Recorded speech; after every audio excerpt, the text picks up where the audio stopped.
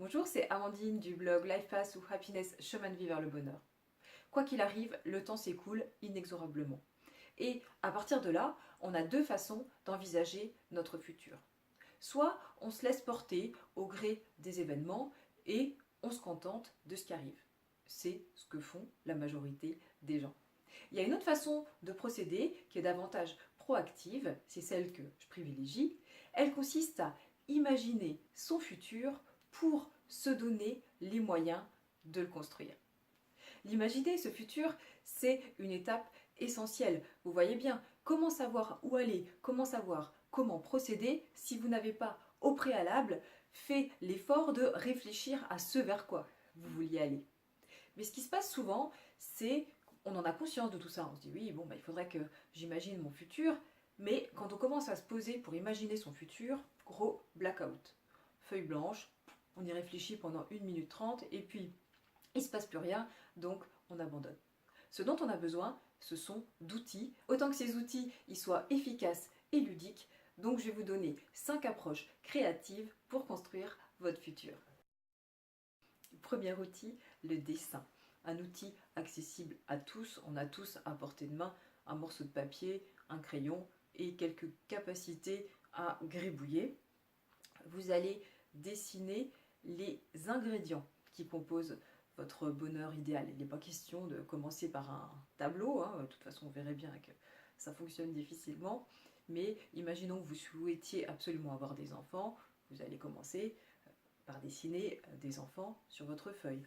Et puis, vous allez enrichir ce dessin en vous projetant petit à petit dans ce futur idéal. Vous n'allez pas arriver tout de suite à un dessin très élaboré, mais vous commencez à composer les touches de votre futur. Deuxième outil, l'écriture. C'est également accessible à tous dans la mesure où vous pouvez commencer par inscrire des mots-clés. Feuille blanche, inscrire les mots-clés de votre futur idéal. Une vie à la campagne, une vie trépidante, des voyages, un poisson rouge. Tout ça, ce ne sont que les mots-clés. Vous pouvez aussi rédiger ce qu'on appelle une bucket list. J'ai fait une vidéo sur la bucket list. Ça consiste à consigner toutes vos envies pour le futur. J'aimerais bien voyager en Chine, j'aimerais bien parler le norvégien, j'aimerais bien devenir pianiste professionnel, etc., etc. Et puis, si vous êtes vraiment à l'aise avec l'écriture, vous pouvez aussi rédiger votre futur idéal. Dans 5 ans, je serai telle personne, j'exercerai telle profession, je vivrai dans tel environnement. Vous pouvez écrire en quelque sorte votre futur. Troisième outil qui est très puissant, c'est la visualisation. Donc là, pas de matériel, juste du temps calme, un petit peu de temps devant vous, et vous allez soit fermer les yeux, soit les garder mi-clos, et inventer dans votre tête, imaginez la personne que vous souhaiteriez être dans quelques années, l'environnement dans lequel vous souhaiteriez habiter, les personnes dont vous souhaiteriez être entouré. Alors pendant votre phase de visualisation, il faut bien que vous viviez ce moment. Donc c'est-à-dire que vous allez ressentir ce que vous pourriez ressentir en termes d'émotions dans cet environnement-là, entendre les sons. Si vous rêvez d'une vie trépidante, il faut que vous imaginiez les sons de la ville. Si vous voulez vivre en bord de mer, le souffle du vent, le bruit des vagues. Et puis aussi, c'est les sensations, des sensations de chaleur, de froid. En fait, faites appel à tous vos sens. Donc, on a vu l'ouïe, pensez aussi à l'odorat. Si vous êtes en bord de mer, voilà, ce sont des odeurs aussi familières. Le toucher, le goût, tout ce qui peut faire appel à vos 5 sens pour visualiser de manière très très précise le futur idéal auquel vous aspirez. Quatrième outil, le récit. C'est une technique qui fonctionne très bien si vous êtes à l'aise avec la parole. Vous allez vous mettre en situation et imaginer que vous racontez ce que vous êtes devenu à quelqu'un que vous n'avez pas vu depuis longtemps. Alors, imaginons que vous soyez dans un mariage et vous voyez de la famille que vous n'aviez pas vue depuis longtemps. Ça peut être une fête de promo, pardon. Vous savez, ces retrouvailles parfois tous les 5-10 ans. Ou alors une fête de famille. Donc vous rencontrez une personne que vous n'avez pas vue depuis longtemps, votre petit cousin, un pote de promo, etc. Et vous allez lui raconter ce que vous êtes devenu.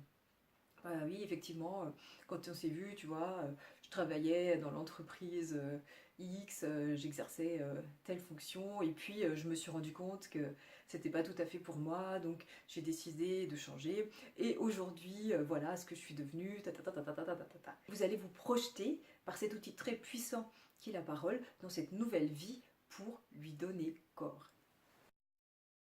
Cinquième outil, si vous êtes à l'aise avec votre corps et avec le théâtre, vous avez le mime. Le mime, c'est-à-dire incarner la personne que vous souhaitez être. Imaginons que vous soyez en faculté de droit et que vous souhaitiez devenir une avocate. Vous allez donc chez vous, dans votre cuisine, incarner cette profession, hein, comment vous seriez en tant qu'avocate, comment vous pourriez plaider, comment vous pourriez vous comporter. Donc là encore, l'idée, hein, c'est d'inscrire cette vocation dans votre corps pour la matérialiser et vous donner plus de chances d'aller dans la bonne voie. Je voudrais rajouter quelques conseils complémentaires. Le premier, c'est de choisir l'une de ces 5 techniques. Ne vous dispersez pas, retenez celle qui vous convient et démarrez. Par exemple, vous choisissez le dessin, commencez à griffonner.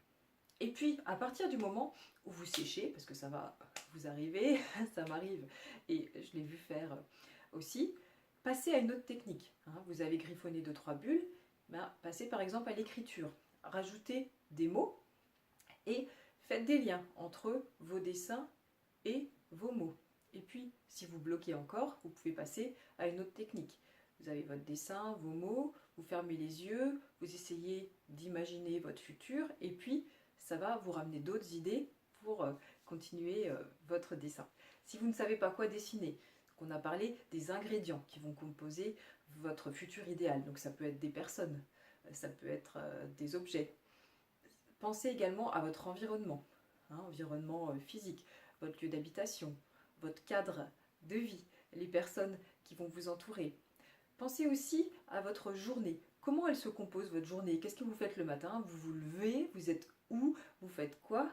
Et pensez aussi à votre semaine. Est-ce que toutes vos journées se répètent? Est-ce que vos journées sont bien différentes? Voilà, comment s'organise votre semaine, vos mois? Ça peut vous donner des idées. Et puis pensez à vous, en tant que personne, comment vous êtes physiquement. Par exemple, vous avez peut-être envie de perdre du poids, vous avez peut-être envie d'être plus sportif, vous pourriez vous dessiner ou écrire des mots relatifs à ça. Voilà, j'espère qu'avec ces 5 techniques créatives, vous pourrez imaginer puis construire le futur qui vous appelle. N'hésitez pas à refaire cet exercice à plusieurs reprises, c'est pas en une fois qu'on imagine son futur idéal.